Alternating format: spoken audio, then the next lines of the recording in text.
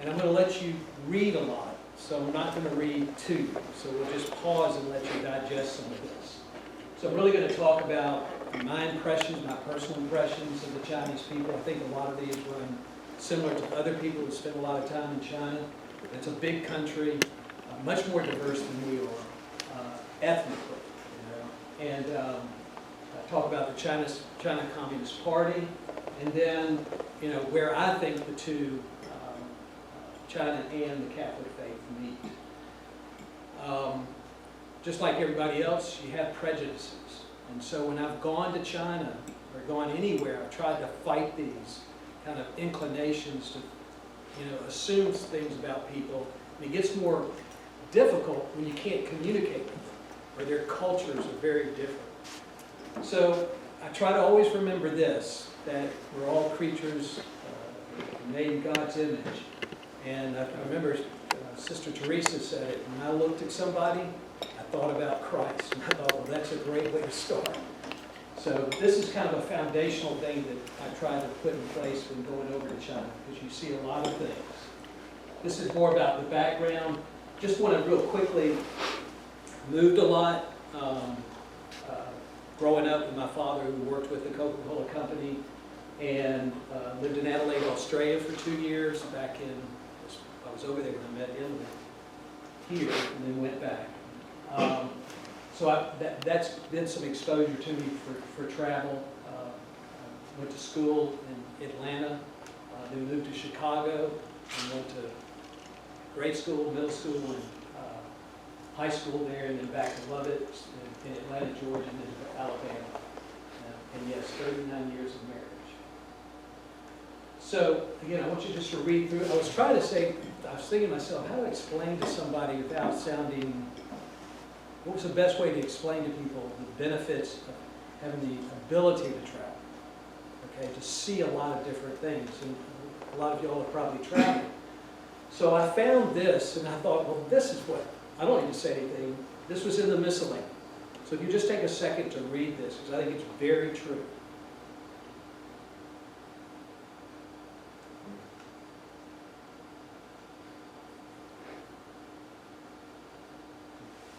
Okay?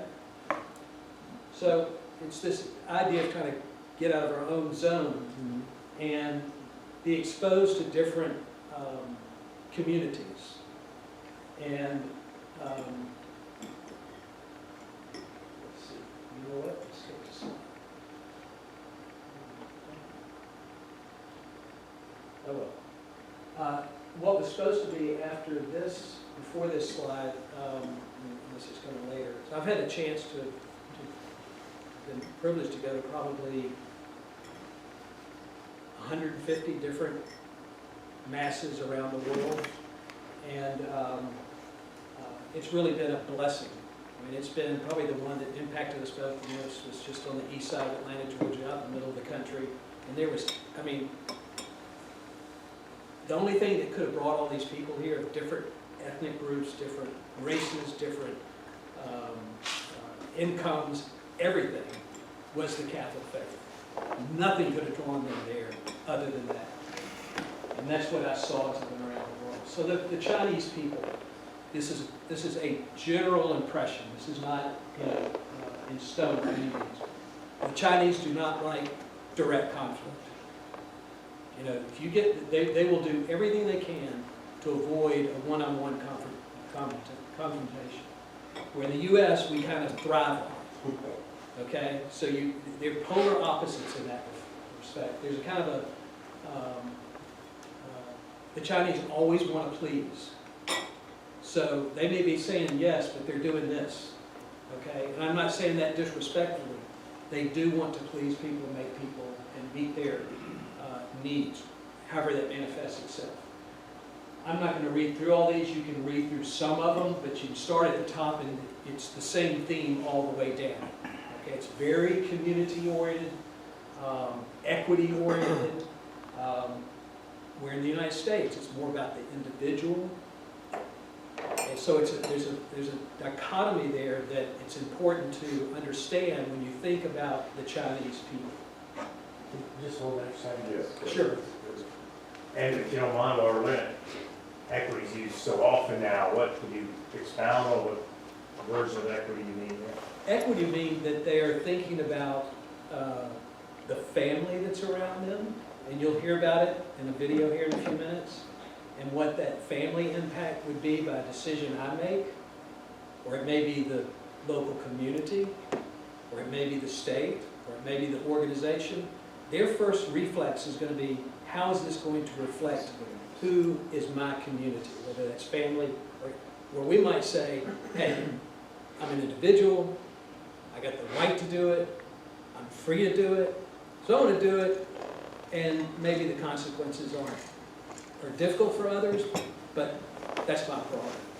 It's more of an American ethos kind of. And the protocol ranking status are important, versus informality and competence is important. Can you explain that a little bit? Which one's that? Third from the bottom. Protocol? I would say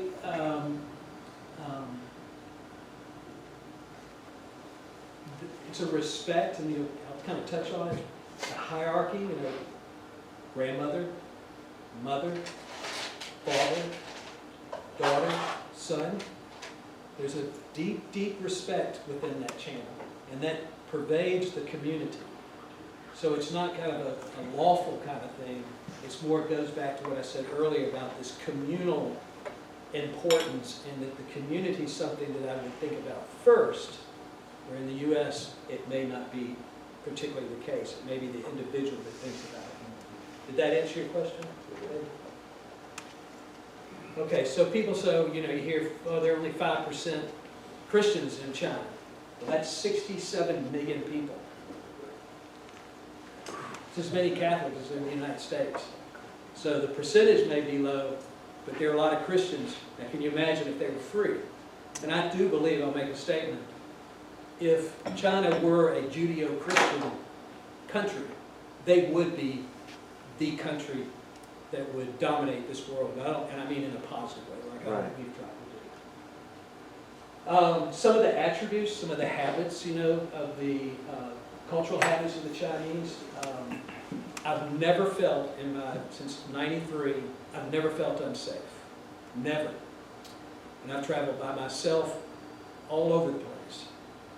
I've been in cities here where I don't feel safe, but I've never felt that someone was going to hurt me or thought badly because I was the only, Westerner in the whole place.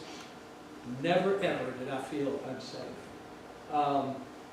The interesting thing is when you have a child, the parents move in, okay? And then they move back out after a year or two. At old age, the parents come in. This isn't universal, but it's pretty ingrained. And as I said, they're friendly, they want to please. The service, Emily, she goes, okay, you're about to land in the United States, just get a grip. Because I go over there, and the people their work is their profession. I mean, they love what they do, and they want to please. So when you go to hotels, or you fly on their airlines, or and again, it's more for the Western, but they just, if I said, can I get something, they would run to that wall, get it, and bring it back to me. And it wasn't about they did it, and it's like, oh, God, I had to do that. They wanted to please me, and it's pervasive. It's not like Walmart. No, it's not. It's just they're very happy to have the job. They're very proficient, and they're doing it because they want you to have a good experience. The other thing is, and it's kind of hard to get your head around, is that you can go literally some places from probably here to Columbia, but also say from here to Somerville, and the Chinese can't understand each other. That's why you have Mandarin. We were getting on a train with James, who you'll meet here in a minute. He said, I said, God, what's he saying, James? And we'd just been on a 45-minute train ride from his hometown.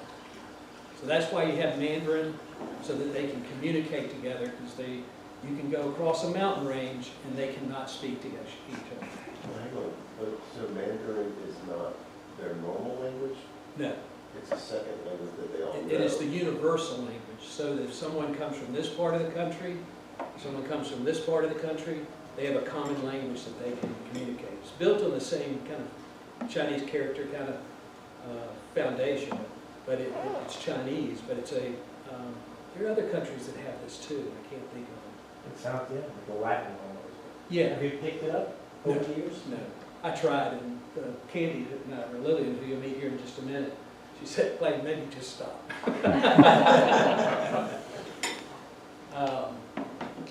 Things that are hard to get to them, smacking when you eat. And if we were eating here earlier, everyone would hear everybody smacking. That's hard to deal with. But to them, it's their appreciation for the food that they're eating. Because the saying when I first started going over there was, "Have you eaten today?" That was just fading out because of Mao's period where they just didn't have anything to eat. Group eating, when I go over there, we're all eating out of the same dishes. You know, we're sticking those chopsticks into the same dish and just eating out of it, and that's kind of difficult. Spitting, it's pretty prevalent. The government's been working on it a lot, but that's not uncommon, spit. Now it's better, but when I first went over there, it was impossible to find a soap and a rag in a bathroom. Still kind of difficult. And in fact, Emily would take stuff with her, took tissues with her, and that wasn't everywhere. I literally do, from the first day to now, wonder if I'm going to live during the next taxi ride. It is horrendous.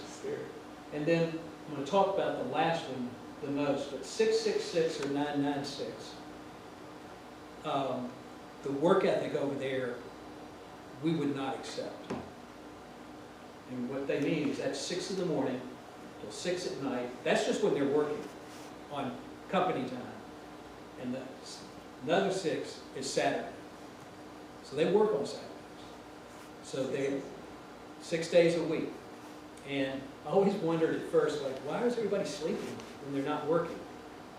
It's because they're working all the time. And they're trying to address this issue. Talking about the single child policy, it has wreaked havoc. I mean, in so many ways, the slave trade into China to bring women is unbelievable because they're not enough. Because women were not needed as much as men. So there's a tremendous imbalance between men and women at younger ages. The other thing is the government has told a whole generation that it's not the good for the country for you to have more than one child. And go back to what I was saying earlier, they're thinking, how do I please? How do I do things for the community? And now, the generations today, they believe it. And that's probably the most significant challenge that China's going to have that will affect the world and themselves, is this problem, the imbalance they have with children. I heard a report just this last week that they're predicting China's population in the next several generations to be 50% of what it is today. If it keeps on these trends, it could. Yes. That's incredible with the number of people. I've heard that same thing. I mean, from the demographic, the geopolitical experts, that's why people think, oh, China's just going here. In actuality, demographically, they're going to have a real hard road to hoe in the future just because of that fact. Versus us, we're not doing much better, but we're better demographically positioned than China. Yeah, it's a, you know, when you talk to them about their one-child policy, they go, well, y'all got abortion on demand. What do you say? You know, they just say, well, it's the same thing. We just, ours is, you know, and so you got to think, whatever we think is generally a counterthought. And then they're restricted by how old you can't get married till you're 22 as a man over Are the rules still in place? there. Now, one child, you can have 2 children, 3 children, and they probably wish you had 6 children. But if you had 2 children, they wouldn't give you any government assistance. On the So, second child, on the second child. with one child also. So it costs you $30,000 a year to have a second child, so they didn't have a second But now they will, Clayton, or still no? child. Yeah, no, you can have 2 children, 3 children, you probably have as many And you'll children. get the government assistance Yes, with the addition. yeah. But they're still not wanting to. No, they do not want No, yeah. I'll just let y'all read this and just, if a couple of you say you've read it.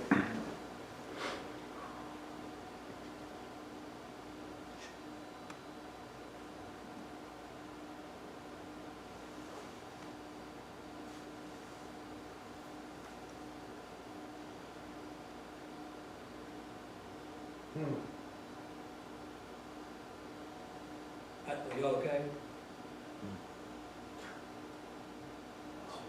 I'd say that last paragraph pretty much sums it up. You're gonna hear. So this is James and Christine and their 2 daughters. I've known James for 15 years, actually communicated with him this morning by WeChat, which I don't like being on, but it's the only way we can communicate. They live in Hangzhou, the intellectual capital of the world. When Mao came in, it was where most of the people were murdered or killed because they were the university professors, they were the intellectuals, they were the capitalists. It's still that way today. If you go to their Silicon Valley there, close your eyes. When you drove onto the campus there, you would think you're in Silicon Valley in California. The hills, the bushes, everything's been copied. Emily probably was responsible for Quinjianji, the one on the right, because Christine called Emily and said, Quinjianyu is driving me nuts. And she said, what do I do? And she said, have a second child. And they did. That wasn't the sole reason. So, beautiful family, very bright, wonderful, wonderful people. And then this is Lillian, Sean, and Julia.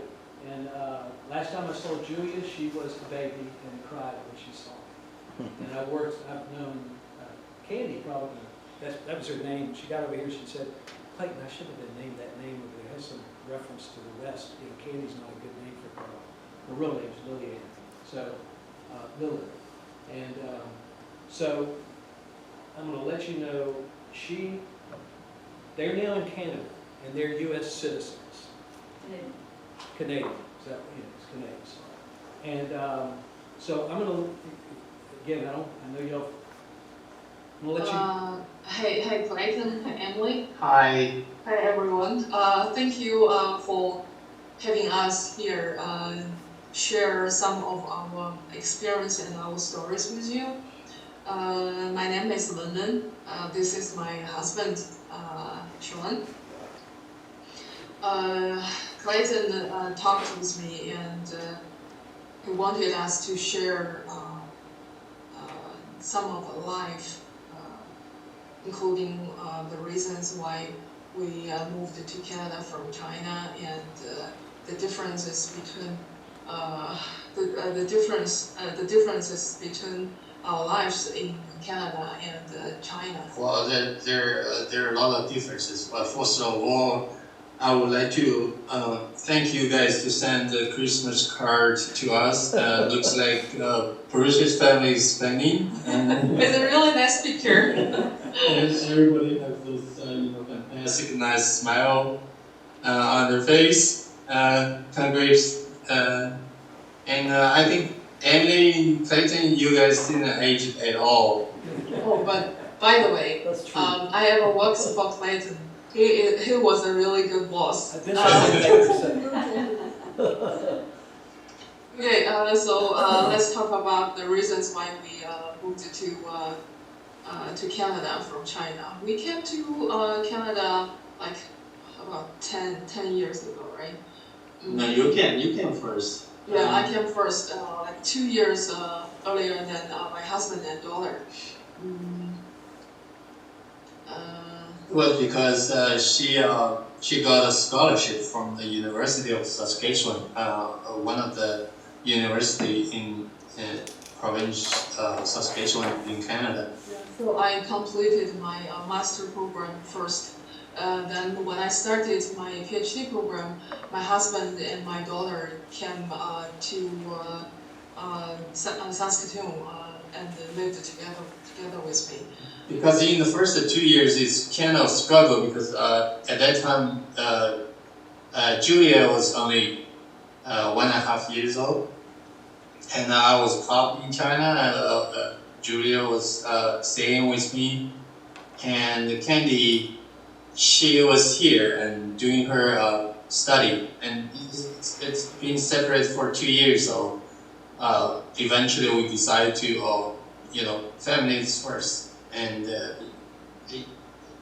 wife is very important to me.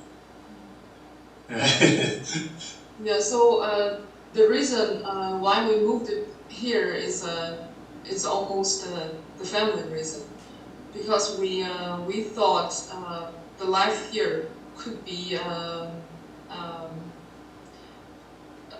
totally it's like different yeah, for us, and yeah. it's like an adventure. Yeah. Yeah. And I used to talk to my father. I asked for his advice. He said, "You didn't lose anything," and because everybody has one lifespan, but you use one lifespan and experience the two lifestyle. Yeah, exactly. Yeah. So we decided to stay in Canada, and we're pretty happy. Sorry. To be here because we enjoy in the summer we enjoy the outdoor activities like hiking and camping, and we are doing some kayak on the lake and fishing, and kids are like that. But all those nature resources is very, very precious in China, I would say. Right? But it's very rare. And So it can be a totally different two types of lifestyle. yeah. Yeah. But in China, we benefit a lot as well. We experience heavy competitive life. Like we all went through those selection progress to be into the university and get educated over there, and eventually you can be competitive in the job market. Both Kenny and I were doing very good out there. However, we decided to give up everything in there and move to Canada because we enjoy our freedom. Like in Canada or in North America, both the U.S. and Canada, people can choose what they want to do and choose how they want it to do to benefit themselves or their families without considering a lot of factors from other people. But in China is different. It's because the culture is different. China is more like both families and your relatives can be a factor that can balance your decision. But here we are very free, and for Julia is very good.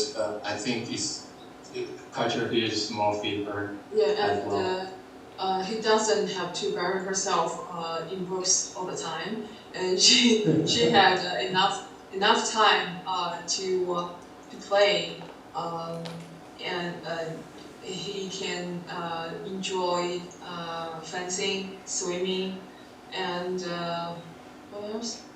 He's doing cello. Oh yeah, cello. Yeah, very good. But if he were in China, I don't believe he could have so much time. Yeah. because China, until today, the kids still facing very intimidating competition in academic in the road, like Actually, every aspect, yeah. not only but also something else. So we do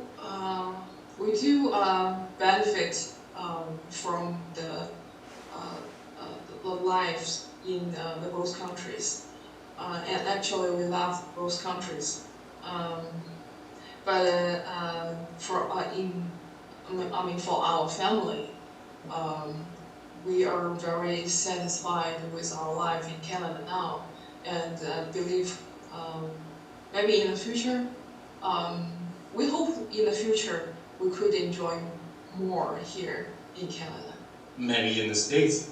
Yeah. Yeah, because Right. Candy is doing our own business with the States, and it's not very successful right now, but we still have hope, and hopefully we can travel to the States more frequent and see you guys face to face.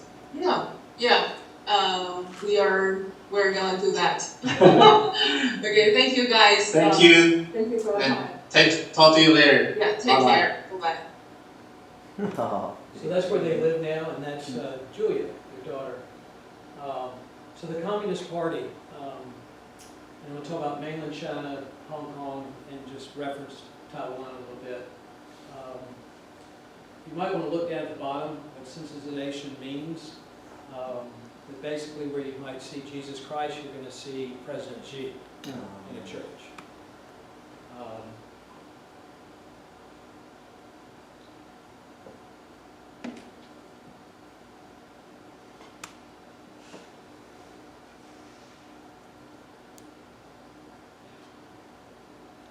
Do they put Qi above religion? He is the religion. He is. Yeah. The Communist Party says he's the religion. The people know, that, and they try to do everything they can to maintain their faith. But I used to see crosses out in the country, not anymore. They're all gone. I could tell when Xi became chairman over there. I used to switch every 5 years, and when he decided to go for another term, he had complete control. He's about to get his 3rd term, so he's a dictator. And they have very sound methods to keep their power. Lots of saints in China. It's one of the interesting things is that the only the only saint that was opiate addicted during his entire life, but he became a saint. I can't remember his name. They destroyed 2 Marian shrines over there in the last few years. That building that you see there now in the end was just bulldozed. It's a piece of land. The other thing is, have any of y'all heard of Jimmy Lai Lee? Yes, he's the one in jail. He's the one in jail. He had enough airplanes and enough, he had many ways that he could have gotten out of that country. He had the largest newspaper. And he's now in jail. He chose not to leave. And this right here,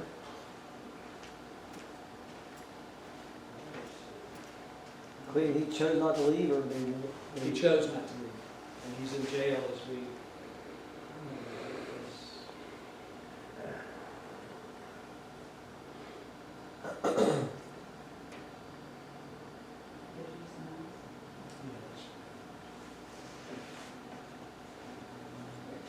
I was in China for the most part, and I came into Hong Kong. This was during the protests, and this is what December of 2019. And Is this right when the pandemic started? yeah, I didn't know it until we got back. We're on the super spreader. So I know the song.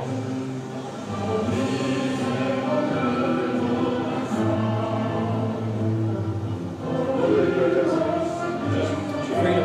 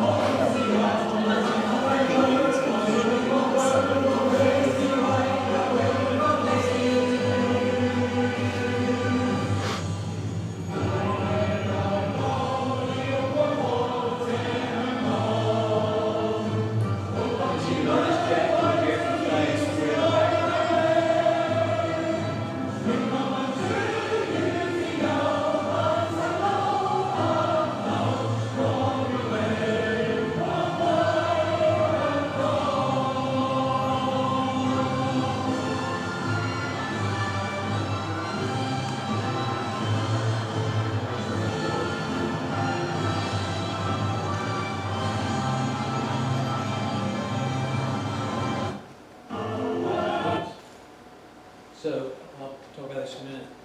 They were not wearing masks because of any, they don't wear masks in Hong Kong, rarely. They wear masks, they didn't know, the Communist Party didn't know who they were. Keep their identity. Yeah, keep their identity, because you don't find masks in Hong Kong. The other thing is that that street doesn't look as wide as it is. It's as wide as 520, I mean, it's 26s with both lanes. That march started at 2 and ended at 10, and 1.2 million people passed through. Taiwan, it's not if, it's probably when. And you think, well, it's pretty close, and you look at the size of it relative to the state of Georgia, it's not very big. So where do the Catholic Church and the faith meet? This is what Pope Francis said about deciding to work with the Chinese government. Given this a lot of thought, I'll tell you what I think in a minute. This is the cathedral built by the French back at the turn of the 20th century in Shanghai. This is in Guangzhou in the south, again by the French. This is the inside. And the reason that I agree with the Pope, I don't agree from a practical point of view, I don't agree with it. But from the church, from the fact that the church has been around for 2,000 years and will probably be around another 2,000 years, I think he's right. That we need to be there because this is what you see.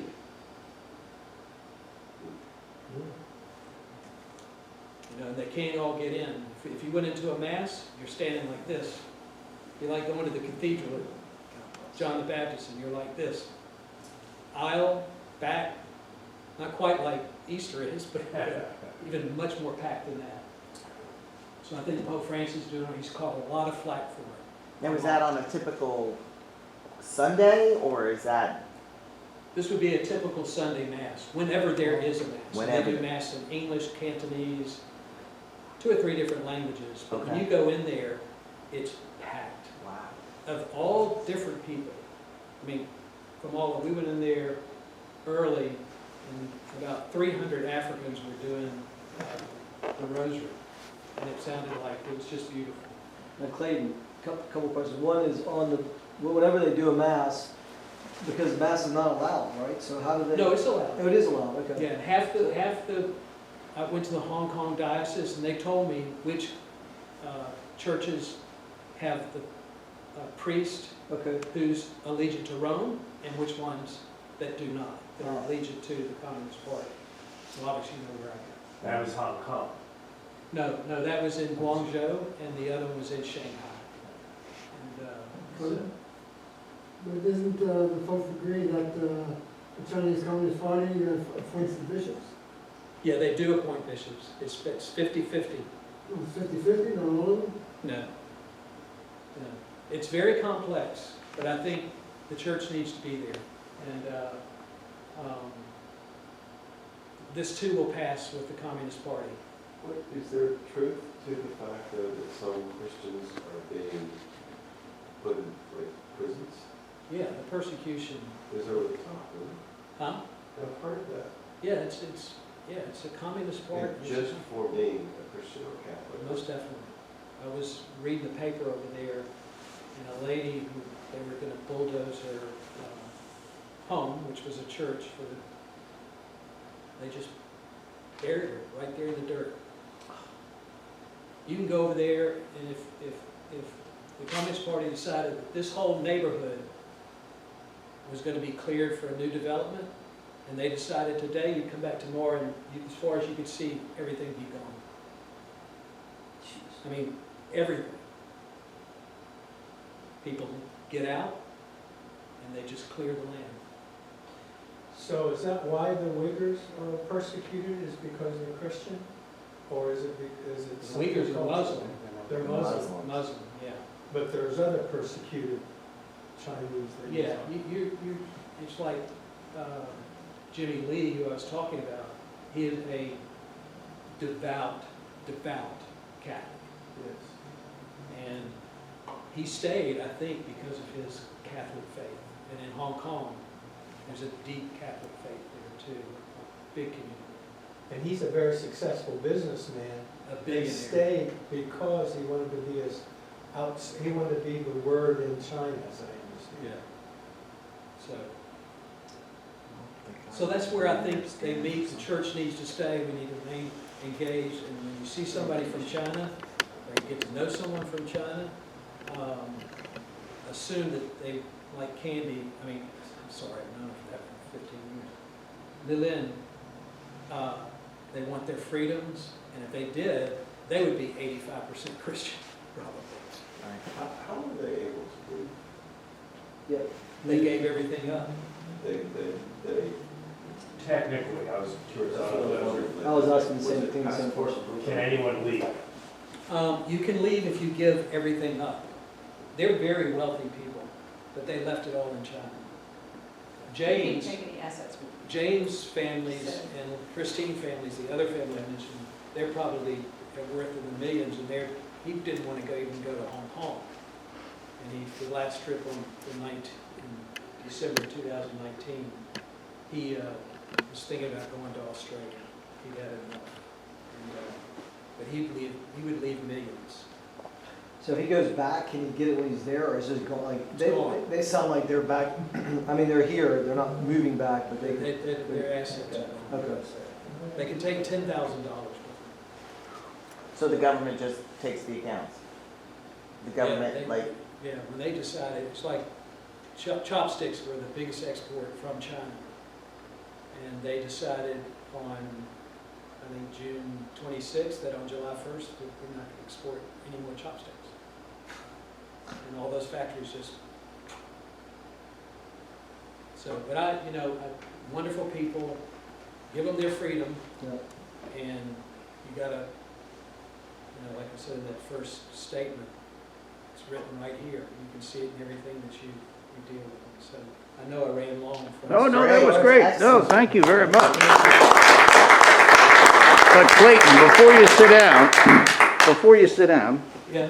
so, I know some folks have been asking questions, but I'll just want to throw one out to you here, and that is just, the underground churches, right?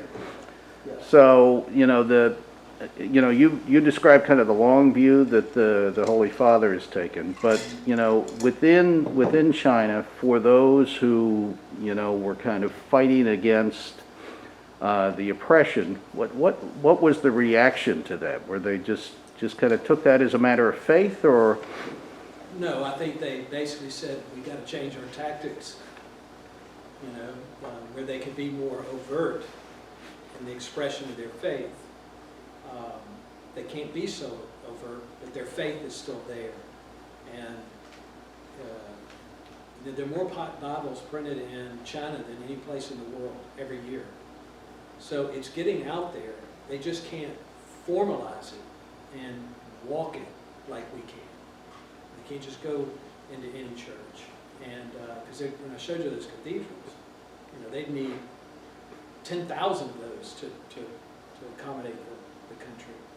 So they're just changing they're playing the long game. They're playing Pope Francis, that the church will live, and they'll eventually be able to express the Christian faith actively, physically, through the church. So when you described Hong Kong, and the secular West is is incapable often of seeing things through a faith-based lens. So in those freedom protests, how much was the faith community, the Christian community involved in that? How much was it just kind of? I think it's there's an old saying that the best race in the world would have been the ingenuity of the British and the work ethic of the Chinese. And Hong Kong's kind of been a manifestation of that. But I think with the British and just the Chinese is being exposed to a free environment where they could grow up Christian for a couple of generations, that it was all those factors, their faith and their desire for freedom, and having had that freedom. I mean, I love Hong Kong, and I saw it in '79 versus what it is today. It's hard to recognize. And the other thing too, I meant to mention, in Guangzhou, Emily, I think you saw it, but when you walk out of that church, that cathedral, the number of people lined up with deformities that I promise you, you have never, ever seen in your life. I don't care if you're in medicine or whatever, all lined up. And obviously they're not there on their own will, I don't think. But the point I'm trying to say about that, we just have so many gifts here. And it's like what Lillian and Sean said. Sean was the senior writer for the chief of police for a city, the equivalent of New York City. Smart guy. And they gave all that up because they wanted their freedom. Maybe some of this Western freedom that's a little dangerous. Don't know what they're doing from a faith base, but you just know it's there, you know, and they haven't had a chance to express it. Is poverty as rampant in China as? Not anymore. They don't say, have you eaten today? Most everyone has enough to eat. And You think that's because of the decline in population? no, it was really because Mao moved on and they decided to open up to the West. And they knew if they wanted to, you know, realize kind of a socialist kind of capitalism,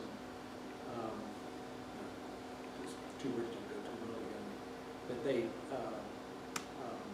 they had people that, success, I guess. yeah, they had to eat and they had to have, they had to see some benefits to their work. But the middle class over there is the size of the United States, probably 350 million in the middle class in China. But like to a large degree in this country, when you get out of the middle class, it's, I mean, I was playing golf at a very nice venue where Emily played in Shenzhen, and we were teeing off, and we looked over, and there were huts and all that kind of stuff, and people were just trying to figure out how they were going to get their next meal. I mean, no running water or shack. No shack, a yeah. big- It's Right. so the disparity is even greater than it is here. But I think the takeaway is that they're just human beings just like us. They want their freedom, and I think we just have to do everything we can. And I think the best mechanism is through the church to help them. Now, with those deformities, were people lining up for alms or begging? Like when you said there were all these. They were begging just probably on behalf of like a, excuse the expression, a pimp. Right. Okay. Yeah. Gotcha. But they had disabilities that would be surgically repaired here. Right. I I mean, understand. people that, They were just kind of Abandoned. abandoned, Yeah. put off, yeah, like they would be like this and flat, right. With just contorted like beyond. their legs wrapped around the back of their head. I mean, this is Wow. really, I mean, it's Things that we would have. heartbreaking. The right. things that we could fix. And they can't, the zero COVID policy is just, they almost have to do it because the system will be just so overwhelmed. And they're locked down, two of the people I've worked with over there, both locked down now. And now lockdown over there would be the equivalent, maybe worse, than you go into the state prison and then putting it over there. It is not like, oh, maybe if you need to get out, that's okay. I have a picture of people being shamed through and made to wear these white things to go through the town to be harassed for their breaking COVID rules. And so. And they enforce that in every single town. I mean, it's across the country where no matter where. They just, wherever they see a pocket of growth of COVID, they squelch it. Because when someone goes to get medicine over there, they go get what they call a drip. They go to the hospital and they get it intravenously because they don't trust getting it physically. They don't trust getting a pill. It's like most of the people in the middle class if they have a baby, like the children that you saw here, they all were weaned off of Japanese milk, packaged milk, not Chinese milk. You know, because they were just afraid of what's in it. And again, the Chinese people want to do the right thing, but you've got the CPP, and the only thing that's important to them is power. And there's no chance for uprising, you know, to the You know, Tiananmen squares, because you're painting a not that picture of people that would get so fed up that they're just so good at squelching that, I guess. Well, they're very proud people. You know, they're 4,000 years old, and it goes back to this culture of community. So they're probably more willing to tolerate it, where here in the West, if we don't get away, we don't tolerate anything. You know? But we have means to express that freedom through voting. They don't get that over here. But, you know, they're just, over there, you'd need an attorney's, you'd need something that thick, what you can do over there with them, over there, and me over here with a handshake. They're just not. So. All right, thanks. Well, Clayton, thank you so much. Really appreciate it.